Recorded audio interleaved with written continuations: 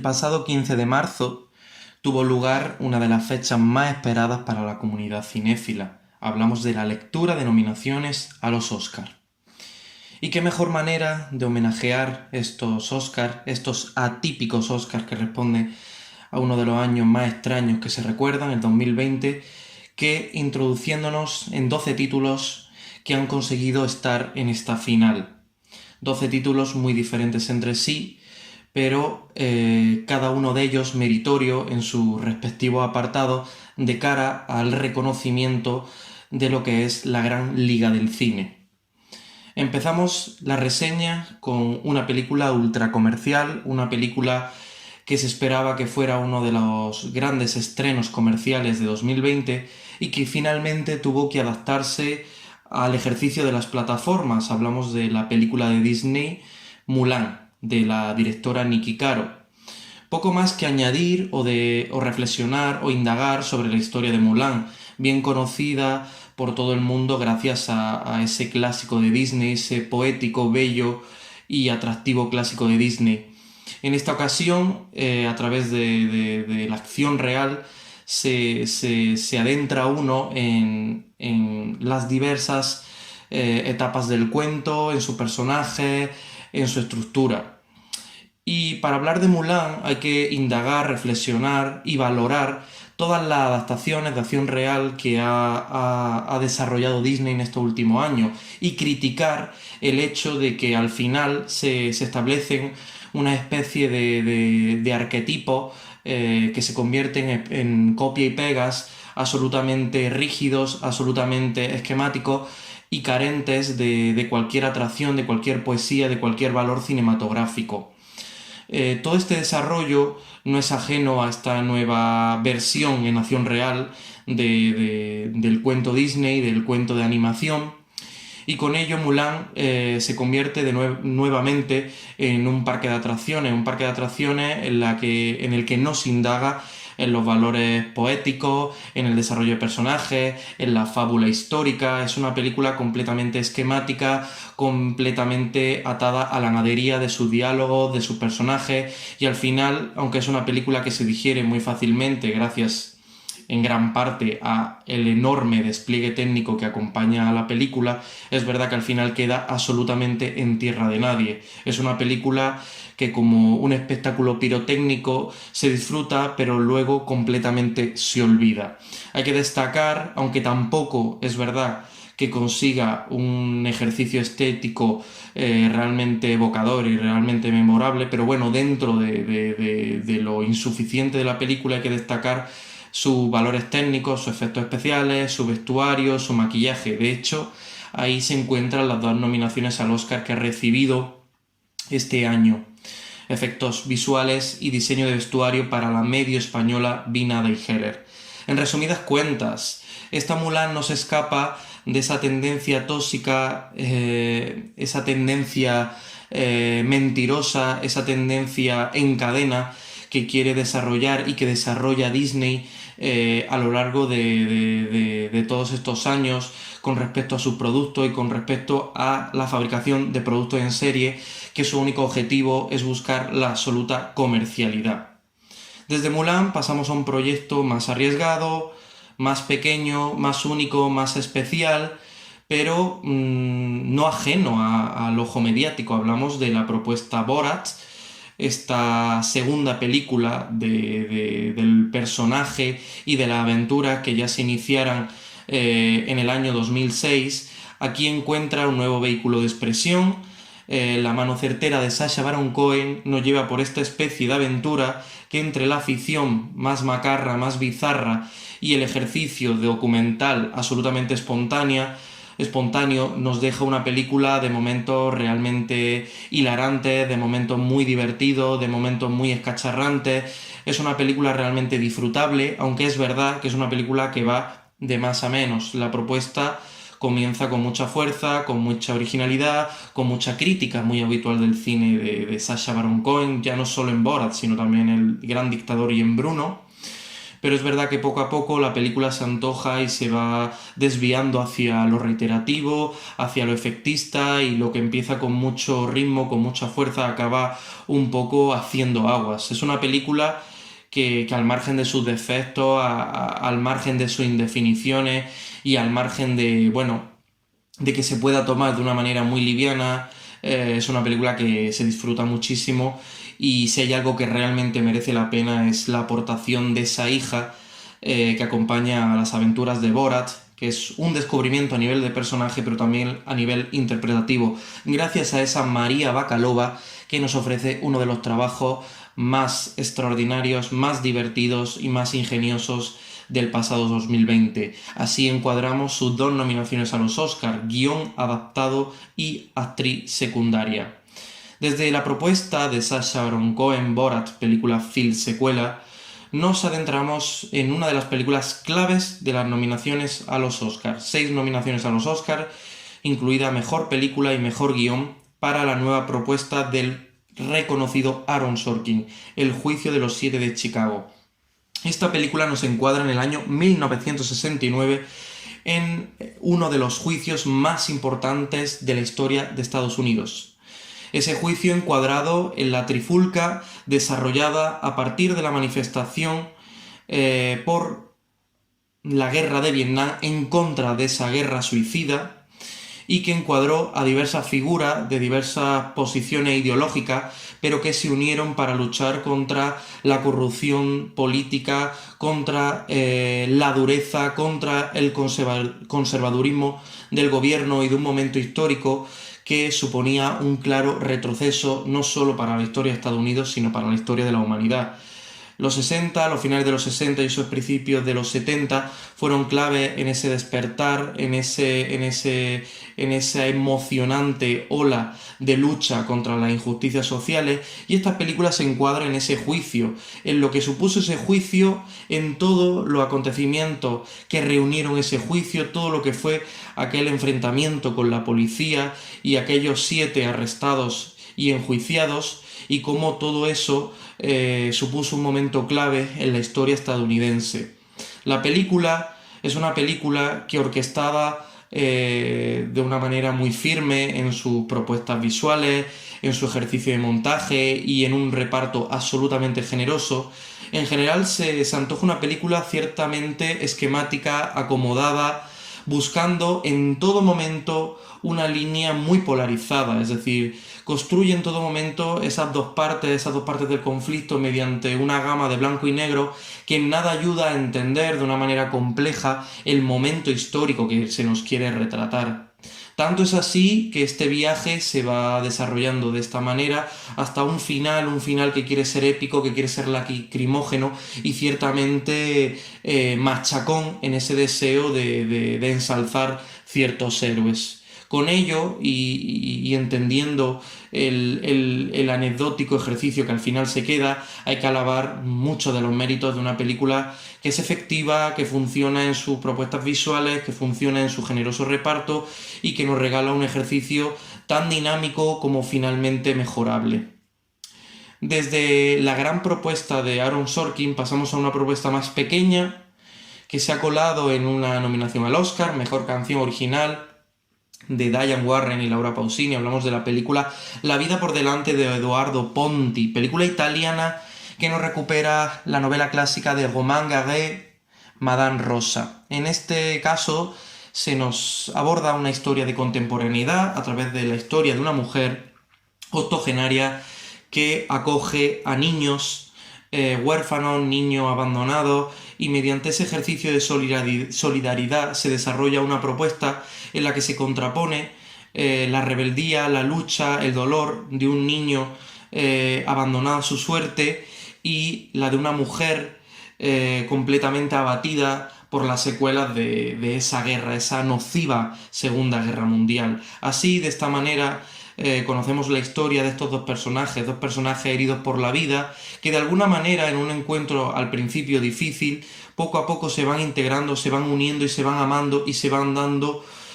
una ayuda necesaria para seguir adelante. La película, aunque tiene propuestas a nivel visual interesantes, es una película dinámica y nos regala un gran trabajo de la siempre potente, de la siempre magnética Sofía Loren. Es verdad que es una película que no aborda con profundidad, con complejidad, saliendo del cliché, saliendo del estereotipo, todos los temas que quiere abordar: el tema de la herida del pasado, el tema de la solidaridad, el tema de la generosidad, el tema de los refugiados y tantos temas que conectan con nuestra humanidad actual y con todo lo que ha supuesto nuestra historia reciente. Es una película que, aunque agradable, se queda ciertamente anecdótica. Hay que señalar sin duda esa nominación para Laura Pausini y Diane Warren en ese cierre absolutamente apoteósico para esta tierna película. Desde La vida por delante pasamos a una película que ha sido una de las películas que más división ha generado esta temporada. No obstante, ahí está, con 2 nominaciones a los Oscars. Hablamos de la 8ª nominación para Glenn Close, esta vez como actriz secundaria, y la nominación para Mejor Maquillaje y Peluquería. La película es la nueva propuesta del ya premiado en los Oscars Ron Howard, y la película es Hail Billy, una elegía rural, basada en la obra de G.D. Vance. A través de la obra de G.D. Vance se nos aborda el conflicto de esa América profunda, esa América abandonada, esa América conservadora, a través de un ejercicio de regreso, de viaje a las raíces, de pasar de esa esfera elitista, esa esfera poderosa de Estados Unidos, a las entrañas de lo que construyó el pasado americano, y entender que ese pueblo abandonado a su suerte todavía existe. En ese viaje, G.D. Vance vuelve a lo que fue su familia, a la realidad de una sociedad castigada, el alcoholismo, las drogas, el maltrato, el machismo. Todos estos temas están abordados en este rincón de ese lugar, Objo, una región, una zona encuadrada en ese latir de la América profunda. Con todos estos ingredientes y entendiendo este bestseller de G.D. Vance, pareciera que iba a encuadrarse en una de las películas del año. Sin embargo, el trazo grueso de Ron Howard, desde la dirección y también la construcción de un guión realmente pobre, dado que da una forma realmente histriónica, melodramática, culebronesca a todos sus personajes, a su hazaña, y también en la construcción de sus vidas y en la alternancia del montaje, al final nos deja una película realmente ridícula por sus excesos, ridícula por su melodramatismo, ridícula por su tratamiento culebronesco. Es una película que, en vez de ahondar en complejidad y profundidad, nos lleva a unos límites de exceso, de excentricidad realmente molestos, y de esta manera Ron Howard vuelve a pinchar y vuelve a caer en las ramas de una pornografía emocional, de una sensiblería, de una molesta gama de blancos y negros. Si hay algo que destacar de esta peli, o quizás salvar, es que Glenn Close, a pesar de la base sobre la que trabaja, construye un personaje muy digno y da entereza a esa abuela salvadora, luchadora, de carácter agrio. También hay que destacar que la película, es verdad, que tal vez por cierta propuesta técnica o por cierto ejercicio de montaje, se sigue con cierto gusto, con cierto dinamismo, aunque al final seamos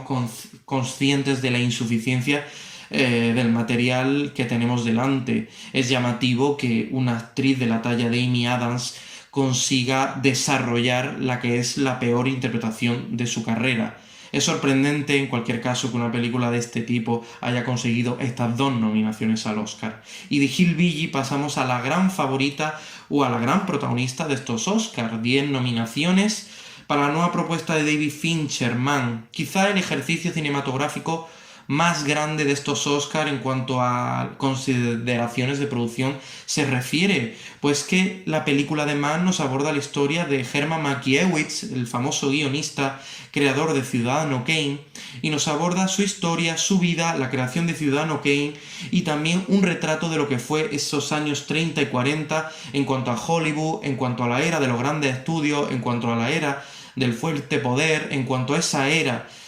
post-depresión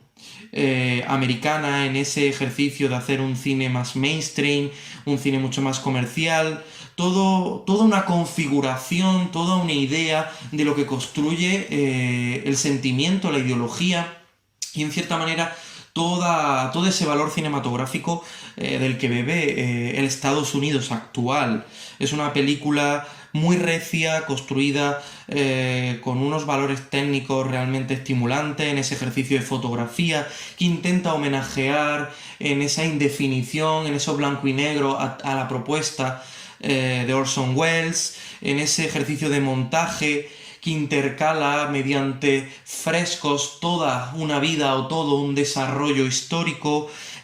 una música que comparsa, que acompaña muy bien todas las líneas de una época y sobre todo destacar una ambientación realmente meritoria en quizás uno de los grandes logros de la película, reconstruir, indagar y dar veracidad a todo ese universo de los años 30-40 en lo que fue una época dorada de Hollywood. No obstante, la película, y quizás es una de las caídas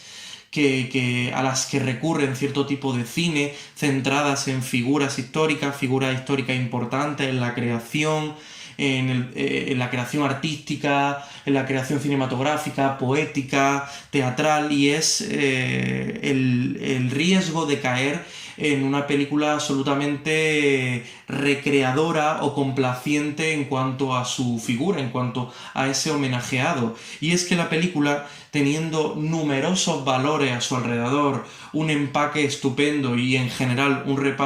reparto bastante estimulante, se queda en una película muy anecdótica porque en vez de ofrecer, y más entendiendo el cine de David Fincher, una personalidad, una mirada personal a todo lo que fue esa época y profundizar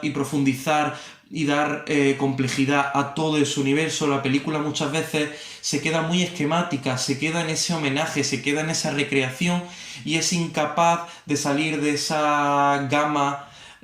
absolutamente esquemática, absolutamente anecdótica e ir más allá, ir al entendimiento, a la psicología, a la profundidad y a la complejidad de ese personaje en relación con su época, en relación con su obra Ciudadano Kane y en relación a todo lo que aconteció en ese momento histórico para la historia de Estados Unidos y para el cine y todo lo que conectó de alguna manera con la realidad que nos atañe. Falta esa profundidad, falta ese saltar a la piscina y no quedarse en unas líneas muy superficiales, muy anecdóticas y que a veces pecan de una brocha gorda que no se entiende en la complejidad narrativa y cinematográfica a la que nos tiene acostumbrado un realizador como David Fincher. Con ello la película es una película meritoria que ha merecido el reconocimiento de la Academia de Hollywood con estas 10 nominaciones al Oscar que lideran de alguna manera la lista de este año de cara a las nominaciones. Desde Man, de David Fincher, pasamos a otra de las películas que parecía una de las grandes protagonistas del año. Al final ha quedado en 5 nominaciones, pero saben a poco, entendiendo que parecía o podía ser una de las grandes nominadas. Hablamos de la película La Madre del Blues, de George C. Wolfe, basada en la obra de teatro de August Wilson. La película nos encuadra en la historia de la mítica Madre del Blues, Ma Rainey, encuadrándonos en 1927 y confrontando su mirada más clásica, su mirada más tradicional, su mirada a un pasado de la realidad racial frente a ese deseo de construir, de innovar, de esperanza, de romper, que demuestra el personaje de Libby, una lucha entre dos miradas, entre dos bandos, entre dos ejercicios de construcción narrativa a través de esta obra que en las tablas tuvo muchísimo éxito y que ahora encuadra su ejercicio cinematográfico. Es una mirada que nos quiere encuadrar a una realidad racial, a una realidad del mundo, de la realidad racial en ese contexto histórico, y el choque de dos miradas confrontadas en un momento de la historia de Estados Unidos realmente dulce en ciertos aspectos, pero también cortina de humo para todas las mentiras y todos los huecos que había detrás. A través de los matices de estos dos personajes se confronta no solo una realidad sobre el valor de la música en un momento histórico de Estados Unidos, sino una mirada sobre los derechos de la comunidad negra, sobre el valor de la comunidad negra y sobre la historia de la comunidad negra en un momento de Estados Unidos realmente floreciente para la historia americana. La película, encuadrando, como estamos analizando, una complejidad, una discursiva y unos análisis realmente interesantes que así ya se encontraban en la obra de August Wilson, tiene un problema muy fuerte de base, y es que gran parte de ella le cuesta mucho desatarse de sus líneas teatrales. Al final, el teatro encuentra unos canales, unos cauces, unas vías muy diferentes a la expresión cinematográfica. Y efectivamente todos esos cauces que tiene el teatro no funcionan igual en el cine, y este es el principal problema que atañe a una película que con muchas intenciones no consigue grandes resultados cinematográficos. La obra se antoja excesivamente acartonada, muy condicionada por su bagaje teatral, y eso lleva a que sus temas, sus discursos y sus líneas de diálogo se antojen tan poco interesantes como llegando a soporífera. Con ello es una película que encuadra una buena ambientación y que encuadra dos grandes trabajos interpretativos, el de una excelente Viola Davis en el papel de Ma Rainey y el de un gran trabajo, un esforzado trabajo magnético del desaparecido Chadwick Boseman en el personaje de Levi. Es una película que por momentos da pena o da la sensación de medio gas por lo que podría haber conseguido con su carta de colores, con su carta de valores, y en lo que realmente se queda una película interesante, curiosa, meritoria, pero muy anecdótica sobre la obra de teatro que indaga y sobre el momento histórico y los personajes que encuadra. Desde La Madre del Blues viajamos a otra película protagonizada por otra persona de color. Hablamos de Soul, pero esta vez en la gama de la animación, la nueva propuesta de Disney Pixar a través de Pete Docter y Kim Powers. La película nos aborda la historia de un músico que en un momento dado sufre un traspié mortal y se va al otro mundo, y a partir de aquí la película nos dibuja toda una reflexión, toda una mirada y toda una construcción realmente compleja y a veces conflictiva sobre el concepto del alma. El alma en conexión con la música del alma, la música soul. Es una película que, encuadrando las intenciones, encuadrando una factura realmente estimulante en cuanto a sus aportes visuales, en cuanto a ese universo que se construye sobre el alma, realmente potente y muy en el estilo que nos regala Pixar. Es una película que se antoja muy fallida, es probablemente una de las peores películas de Pixar. Es una de las peores películas de Pixar porque es incapaz de encuadrar y de unir los dos mundos, el mundo real y el mundo del alma. El mundo del alma a veces suena de una manera tan anecdótica que llega a lo frívolo, y la resolución de la película es tan efectista como sensiblera como injustificada. Es una película que va absolutamente de más a menos, es una película que es incapaz de dar carisma, interés, valor y magnetismo a sus personajes. Es una película que desde el minuto 1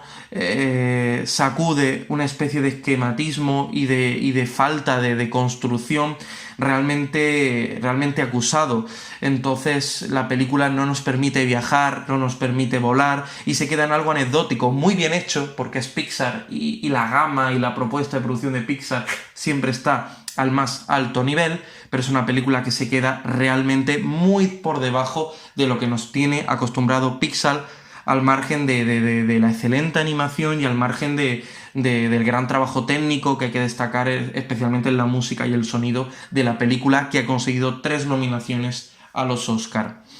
Desde Pixar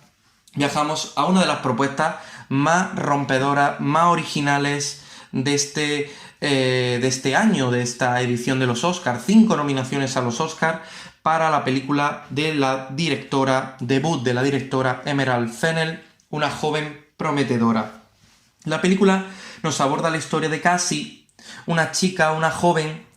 que a través de una doble vida encuadra una especie de venganza contra los que se aprovechan de las mujeres, contra esa línea machista, contra aquellos que provocaron el suicidio de su amiga, contra toda esa red de violencia machista que ha tenido que sufrir a lo largo de su vida. A través de un viaje por diversos géneros, esa comedia negra, ese drama, ese thriller, la película nos lleva a través de diálogos muy originales, a través de propuestas muy interesantes, una estética que quiere jugar, que quiere reírse, que quiere satirizar todos esos años 90, ese icono de la Barbie, ese encuadramiento musical de de lo que fue una época en cuanto a la construcción de un estereotipo femenino. Todo eso aparece contemplado, desarrollado y reflexionado en la película con mucho ingenio, con mucho valor, y al final es una película que consigue realmente romper sobre el encuadramiento de lo que conocemos como el cine feminista.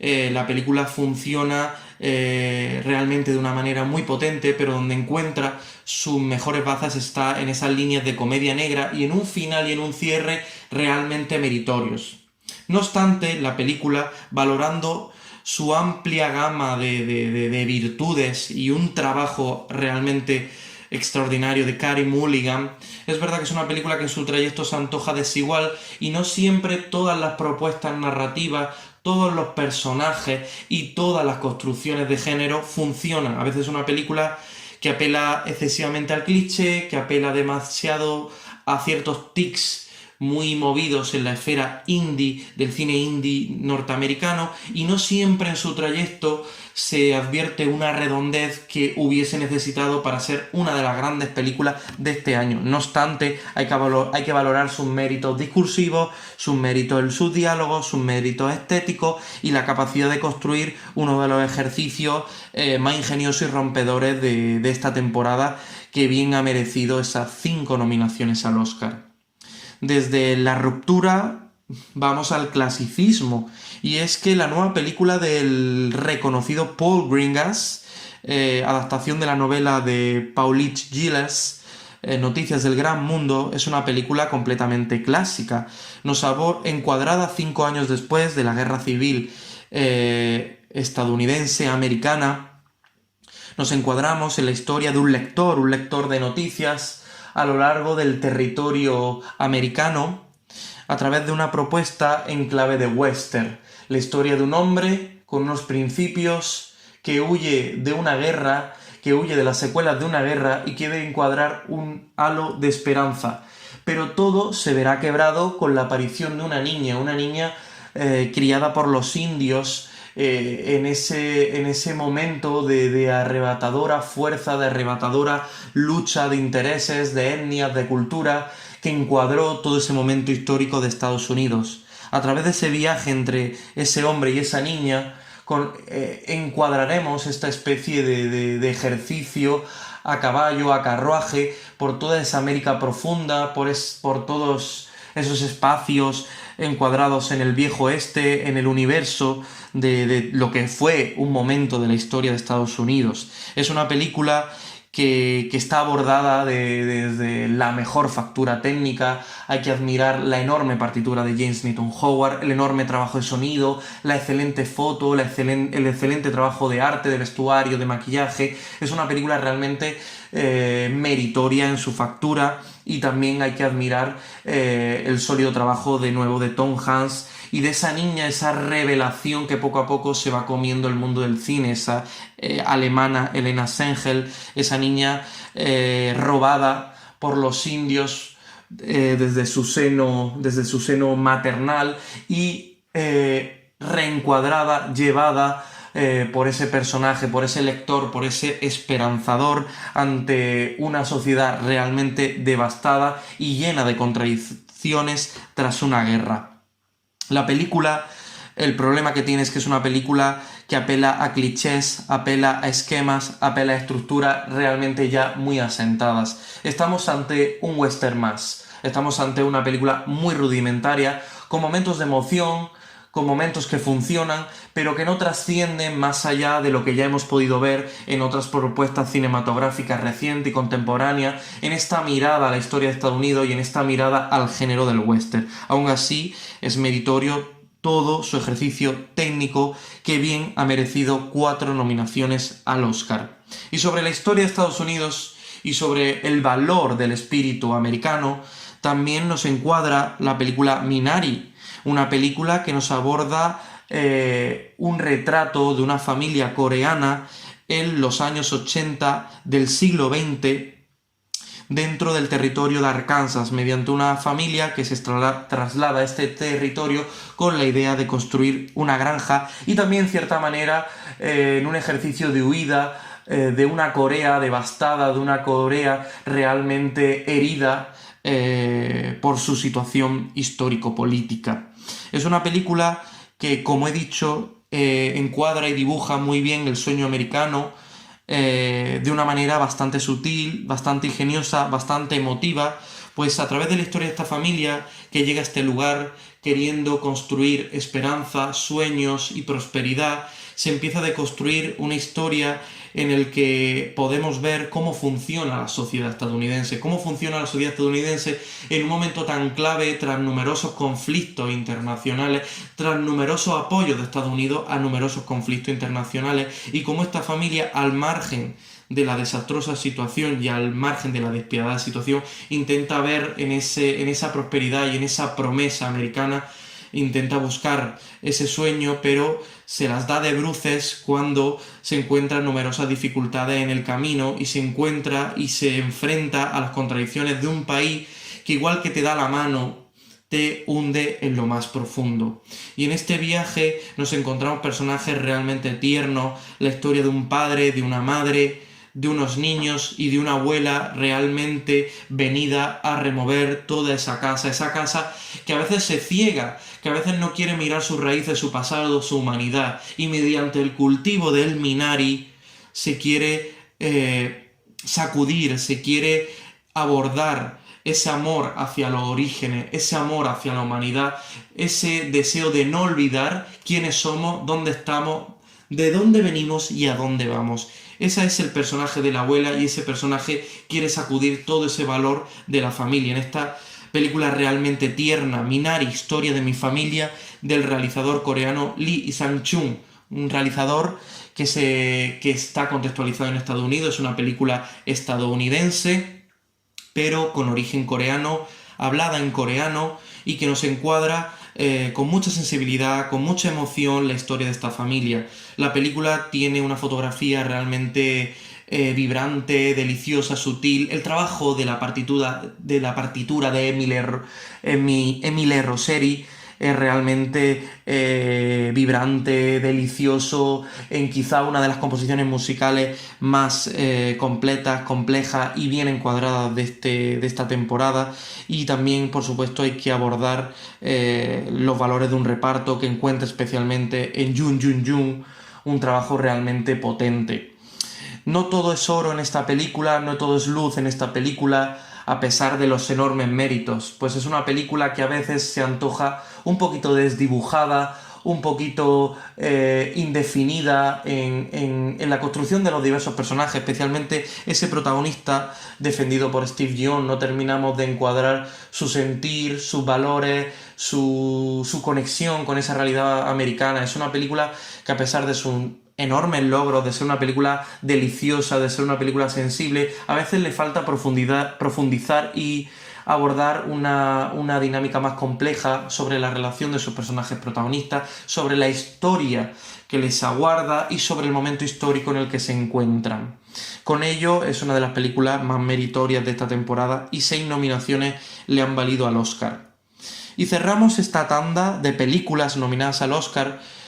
con una película que ha conseguido una nominación al Oscar, efectos visuales, la nueva propuesta de George Clooney, Cielo de Medianoche, que ha sido estrenada en Netflix. La película nos presenta un futuro post-apocalíptico mediante una reflexión de lo que es la humanidad, sobre el fin de la humanidad, sobre el valor de la humanidad. En la historia de este hombre que intenta buscar, encuadrar y definir los últimos ápices de vida, los últimos ápices de esperanza de vida para un planeta que llega a su ocaso. Es una película que encuadra la realidad de dos mundos, la de una tierra completamente devastada y desaparecida y la esperanza de vida de esa conquista del espacio más allá. La conexión entre esos dos mundos y la necesaria conexión con una línea humana que, por desgracia, en nuestra realidad presente conecta con esta película posapocalíptica, y es la renuncia a todo ejercicio de humanidad. Mediante estas líneas discursivas se encuadra una película absolutamente insuficiente, una película que no encuentra personajes, que no encuentra diálogos, que no encuentra narración. Es una película que, cuando se centra en la intimidad de sus personajes, de sus frustraciones, de sus motivaciones, de ese encuadramiento entre dos mundos, se cae. Es una película que viaja en la nadería absoluta. Si la película de alguna manera merece la pena a pesar de su insuficiencia, es precisamente en las secuencias de acción. Ese viaje a través de ese universo del norte, de ese universo de la nieve, que arrebata, que devasta todo un planeta, o ese viaje a través del universo, de la galaxia, ese viaje a través de esa nave espacial, de esa esperanza de vida, es donde encuentra realmente sus momentos más meritorios, a través del ejercicio de aventura, a través del ejercicio de acción. La música funciona, el sonido funciona, el trabajo de arte funciona, y especialmente los efectos visuales dan un valor extra a una película realmente insuficiente, una película que no tiene narración, que no tiene mirada, que no tiene construcción de personajes, que no tiene realmente un trabajo actoral. Es una película completamente vacía, una película que en el momento que se despega de su armamento técnico cae en picado y se antoja realmente difícil, costosa y soporífera en su seguimiento. No obstante, esa nominación de efectos visuales a los Oscars se antoja realmente justa. Tras el análisis de estas 12 películas,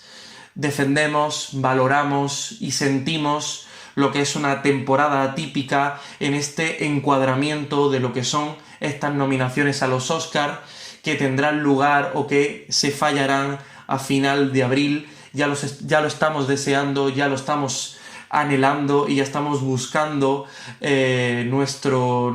deseo de encontrar un camino satisfactorio de valoración de lo que ha sido un año atípico para el cine en general, en lo que será esa 93 ceremonia de los Oscar.